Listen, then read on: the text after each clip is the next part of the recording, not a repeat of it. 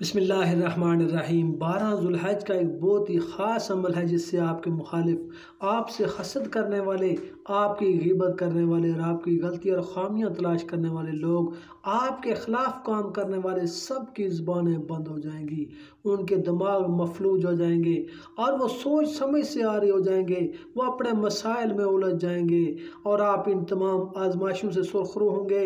ये बहुत ही ख़ास अमल है। नबी पाक सल्लल्लाहु अलैहि वसल्लम ने जब हिजरत की रात आप अपने खेमे से बाहर निकले तो लोगों ने आपका घेराव किया। आपने सूरह यासीन की आयात को तिलावत करते हुए आप उनके दरमियान से निकल गए। अल्लाह ताला ने उनकी नज़रों को बंद कर दिया, उनके दिमागों को मफलूज कर दिया, उनकी आंखें आपको देख नहीं पा रही थी, उनके दिमाग आपके बारे में सोच नहीं रही थी।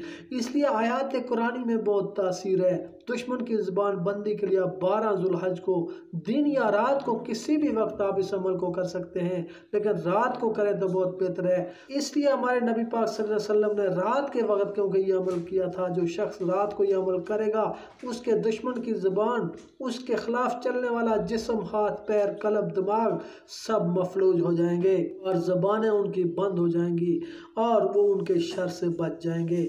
तो सूरह यासीन की ये आयत नंबर 8 है। इन्ना जअलना फी अअनाक़िहिम अग़लालन फ़हिया इलल अज़क़ानि फ़हुम मुक़माहून।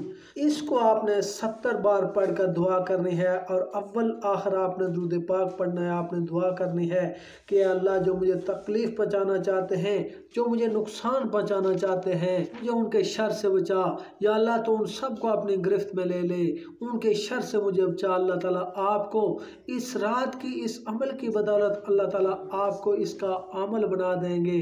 और जब भी आप ऐसी जगह जाएं, ऐसे लोगों में जाएं, इसको पढ़ते हुए जाएं, आप इंशाअल्लाह सुरखरू होंगे। अल्लाह ताला आपको अपनी हिफाजत में रखेगा।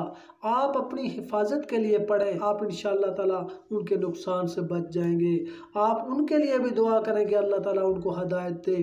इस अमल की बरकत से अल्लाह ताला आपको कामयाब करेगा और उनकी तमाम चालों से अल्लाह ताला आपको महफूज करेगा और आप हिफाजत में आ जाएंगे।